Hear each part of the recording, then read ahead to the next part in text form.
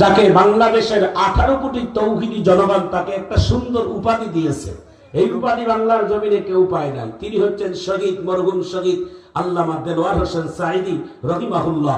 তাকে বলা হয় কোরআনের পাখি। একটু চিৎকার দিয়ে ধরে ফেলেন আল্লাহু আকবার।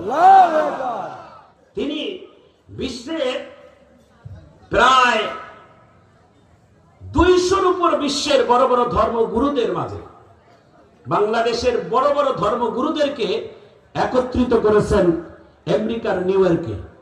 বিশ্বের বড় বড় ধর্মগুরুরা কেমনে কেমনে করে বাংলাদেশের ধর্মগুরু হিসেবে আমাদের তৎকালীন সময় কোরআনের পাখি শহীদ আল্লামা দেলোয়ার হোসেন সাঈদী রহিমাহুল্লাহ উনিও চান্স পেয়েছেন। কিন্তু ওই জায়গার আন্তর্জাতিক সম্মেলনে আন্তর্জাতিক বিচারকদের মাঝে মাত্র 5 মিনিট কথা বলার সুযোগ আল্লাহ তাকে মিলিয়ে দিয়েছেন। তো সাঈদী রহমতুল্লাহ আলাইহি বলে, আমি আমার কোরআনের মাহফিল নিম্নে হলো 1.5 ঘন্টা তাফসীর করি। আজকে এত বড় সম্মেলনে মাত্র 5 মিনিট।